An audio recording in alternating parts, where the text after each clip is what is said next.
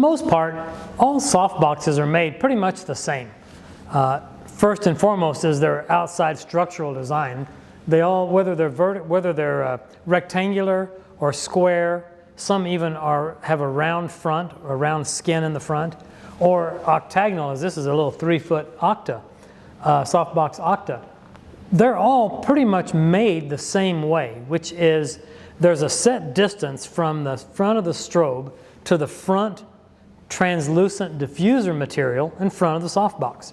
And that structure and that distance between there and there is set up in such a way to give you the maximum of coverage from the light to the front so that it's even as it comes out of the box.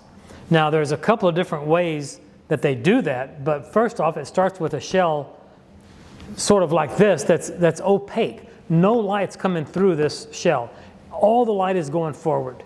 Now inside of out in the front, of course, is this white translucent diffusion material.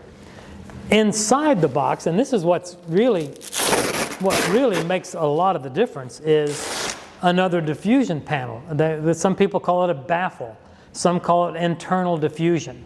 But what its job is to further delineate the light, or changing the light in such a way that it absolutely makes certain that that light coming out of the front is even from corner to corner, all the way around. The entire surface of that diffusion, when the light comes out, is even and equal. So the front diffusion panel is probably a stop in many cases, and the internal is about the same density. In fact, it's often the same fabric. Sometimes there have been fashion shoots that we've worked on where we've pulled the front skin completely off and used it just like this. Now when you do that, it gives it a little bit more of a specular effect, a little bit brighter look, if you will, a little bit shinier. But it's really a great opportunity to try something new and fresh and different by giving yourself the option. Look at it both ways. You can see on the inside, you can see the ribs of these rods that go inside the softbox. Regardless of the manufacturer, they all sort of have a similar setup where there are ribbed rods that go inside that create the ribbing, that create the structure of the softbox. And sometimes they're hard to get together. They have to be flexed a little bit to hold the tension, to keep them open all the way and even without any wrinkles. But they all work pretty much the same way. And so once you get into working in the studio with softboxes, they all are the same thing. They all set up very, very similar. The only other really thing that needs to be discussed at this point is the speed ring inside. Well, it's on the outside and the inside, of course, but there's a speed ring, is what they're called, where the rods fit right into a ring that mounts then onto the light itself. Once the rods are mounted onto the light, then it's just you tighten it down, or sometimes they're a bayonet mount, sometimes they're a clamp light like this one is. But either way, they're all pretty similar in the way that they attach to the strobe head. And the idea is to, again, the diffusion material, based on the size and shape, will determine sort of what you're going to do with this softbox and what you're going to use it for. But understand that you have these two different options for that diffusion material. Most of my softboxes are silver on the inside, just like this. That silver is further diffused because of these two panels on the diffusion materials. But this guarantees that we get the most output out of our strobe. And that's a big key, is because you've got a low power light and you need to shoot at f/16 from 15 feet away.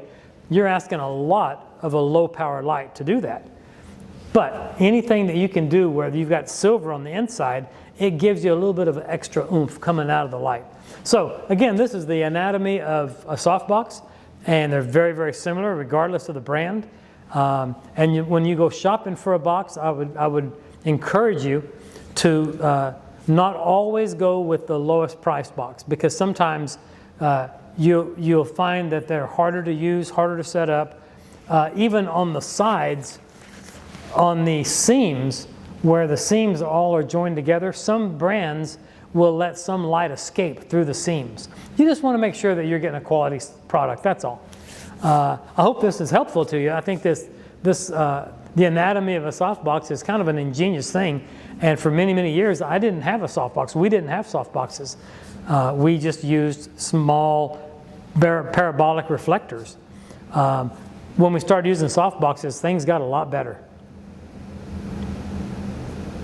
You know, when it comes to working with light shaping tools in the studio and even on location, really it comes down to a matter of the shape of the light shaping tool, the size of the tool, and how it's going to be used to create different looks or different effects of your subject, for your subject, to fit the mood even of the picture you're creating.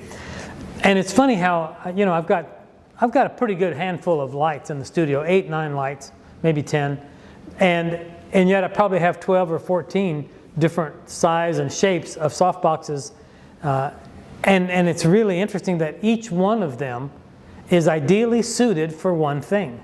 And so they each have a right to exist. Some people say, well, I'm just going to buy one. What would I buy? Well, that would be difficult. I would say buy one medium softbox, probably a rectangle, maybe a 3x4, which is what this one is over my right shoulder right here. This is a 3 foot by 4 foot softbox. I use it a tremendous amount in the studio. But I also utilize that very large 5 foot octa that I've been working with in the last couple of years. And all of them create a little bit of a different look. Over right behind me, directly behind me here, is that 3 foot octa. Now that's a really nice size for working in someone's home, or if you're doing headshots in someone's office. It's small enough that you can raise the light up against the ceiling and still get great light direction. Whereas with a bigger box, you can't go up very high if you're in an 8 foot ceiling. If I've got a 3x4 box and I've got an 8 foot ceiling, I can't go up very high. And then over behind my left shoulder right here, this little guy, this is a little 1x3 foot strip light. It's a softbox too, it's just shaped like a strip. This one happens to have a soft grid on it. Some people call it an egg crate grid, which is designed to keep the light from spilling out, to keep the light sort of straight ahead in a channel, if you will, so it goes one direction. Whereas, you know, the grids are basically take light that comes out and follows the shape of the tool. The grid takes that and brings it back down here to where it comes out in a straight line. It just channels straight forward, and that's what the grid's great for.